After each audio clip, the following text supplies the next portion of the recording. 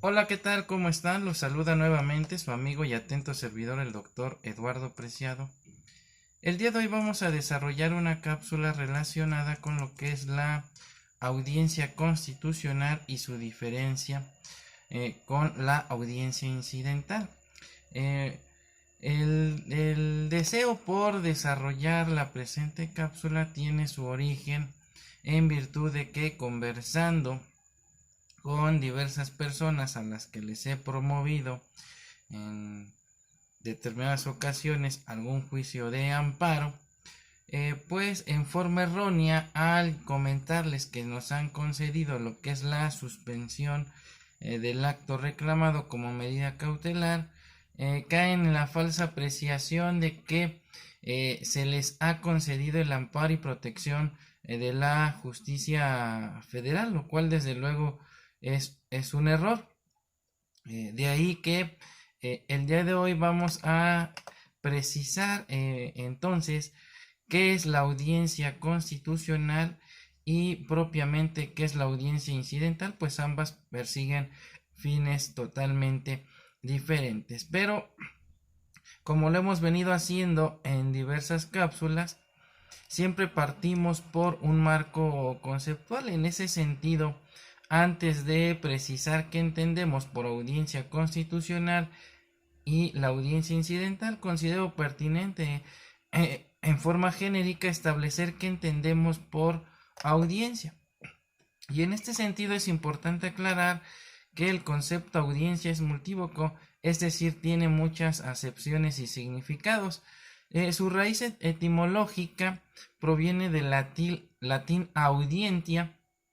que se traduce al castellano como el que se puede oír. Desde un punto de vista estrictamente jurídico, la audiencia va a ser la ocasión que se ofrece en juicio o en un expediente a un interesado de exponer pruebas o razones. El vocablo audiencia está íntimamente relacionado con el contenido normativo del artículo 14, párrafo segundo de la Constitución Política de los Estados Unidos Mexicanos, que regula lo que anteriormente se le conocía como la garantía de audiencia, hoy se le conoce como el derecho humano al debido proceso. El dispositivo en comento en forma expresa nos establece lo siguiente: nadie podrá ser privado de su libertad o de sus propiedades, posesiones o derechos, sino mediante juicio seguido ante los tribunales previamente establecidos, en el que se cumplan las formalidades esenciales del procedimiento y conforme a las leyes expedidas con anterioridad al hecho. De lo antes expuesto se desprende entonces que la garantía de audiencia o derecho de audiencia constituye el derecho que tienen los gobernados no solo frente a las autoridades administrativas y judiciales, sino también frente al órgano legislativo, de tal manera que este último se obligue a consignar en sus leyes procedimientos necesarios para que el gobernado sea oído y vencido, es decir, se le dote de la oportunidad de defenderse, es decir, de rendir pruebas y formular alegatos en todos aquellos casos que se comprometan sus derechos. El objeto primordial de la garantía o derecho de audiencia es dotar al gobernado de la certeza jurídica a efecto de que no sea privado de sus bienes, derechos o posesiones que le confiere la Constitución Política de los Estados Unidos Mexicanos, así como los tratados internacionales de los que México es parte, salvo con las excepciones que determina el propio bloque de la constitucionalidad, a fin de que el gobernado no quede en estado de indefensión ante los actos emitidos por los órganos del Estado. Pues bien, una vez que hemos determinado entonces de forma genérica qué se entiende por audiencia, vamos a establecer qué debemos entender entonces por audiencia constitucional. Y en este sentido es importante tomar algunas de las acepciones que nos ha aportado la doctrina, y en este sentido considero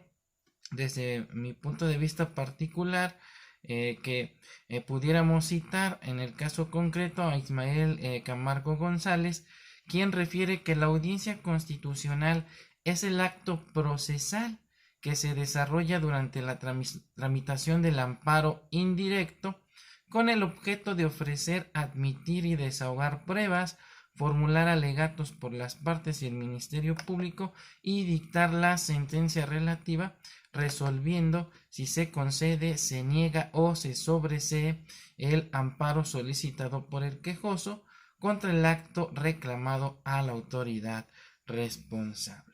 Otro concepto que considero resulta importante analizar es el proporcionado por el Manual del Juicio de Amparo de la Suprema Corte de Justicia de la Nación, donde se nos refiere que la audiencia constitucional es la diligencia que se lleva a cabo ante el juez o tribunal de amparo indirecto, que tiene por finalidad resolver el fondo del asunto, y en el cual se ofrecen y se desahogan en forma oral las pruebas ofrecidas por las partes y mediante la que se formulan los alegatos con apoyos en sus respectivas pretensiones y se dicta el fallo correspondiente por el órgano constitucional en materia de amparo,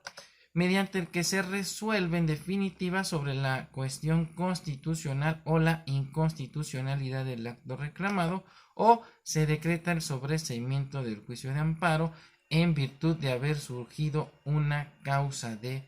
improcedencia. Bien, de las acepciones antes analizadas, entonces debemos entender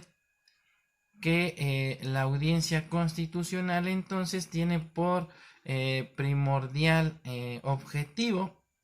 que se resuelva el fondo del asunto, es decir,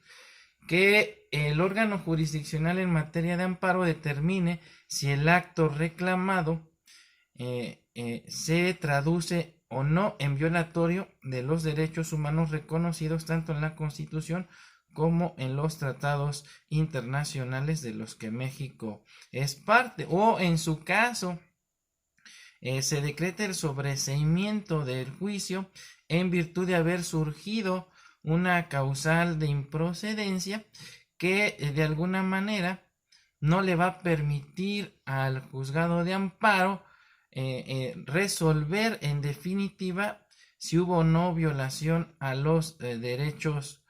humanos a los que adujo el quejoso en su demanda de amparo. Bien, ahora bien, la audiencia constitucional se distingue de la audiencia incidental por diversas razones y vamos a aclararlas a continuación. La audiencia la audiencia constitucional recibe esta denominación en virtud de que en ella se efectúa la aportación por las partes de los elementos que le allegan al juzgador, como son datos y elementos para la solución de la cuestión constitucional, o como ya lo habíamos comentado, incluso la improcedencia de la acción de amparo, así como que sirvan de sustento para la pronunciación de la sentencia constitucional. En cambio, en la audiencia incidental únicamente se va a resolver lo relativo a la suspensión del acto reclamado, que por supuesto no es el fondo del asunto. En la audiencia incidental se dará cuenta con los informes previos, se desahogarán los documentos que el órgano jurisdiccional se hubiese allegado y los resultados de las diligencias que hubiera ordenado, así como las pruebas ofrecidas por las partes, se escucharán los alegatos que éstas formulen y se resolverá sobre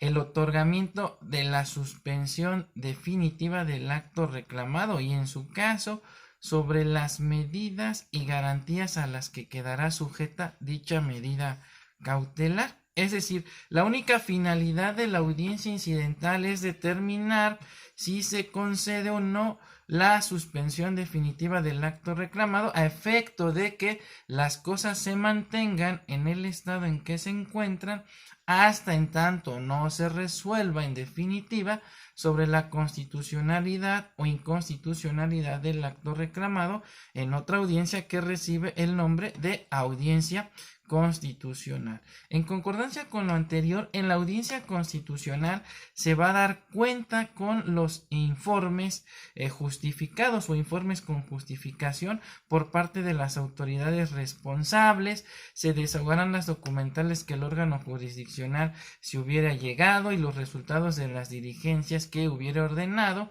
así como las pruebas ofrecidas por las partes, se formularán alegatos y se resolverá sobre la constitucionalidad o inconstitucionalidad del acto reclamado y en su caso sobre el otorgamiento del amparo y protección de la justicia federal o en su defecto, como ya lo habíamos comentado, el sobreseimiento del asunto en virtud de haber surgido una causa de improcedencia que impide su continuación y por ende se da por terminado el juicio sin necesidad de llegar a la sentencia. En este sentido, entonces, como ya lo comentamos, la finalidad de la audiencia incidental es solo resolver sobre la suspensión definitiva del acto reclamado,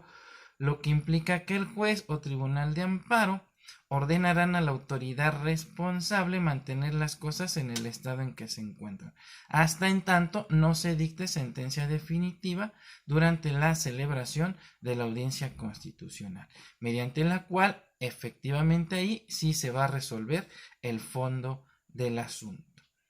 Bien, pues con esto estaríamos concluyendo la presente cápsula. Espero les haya ayudado para distinguir propiamente lo que es la audiencia constitucional y la audiencia incidental.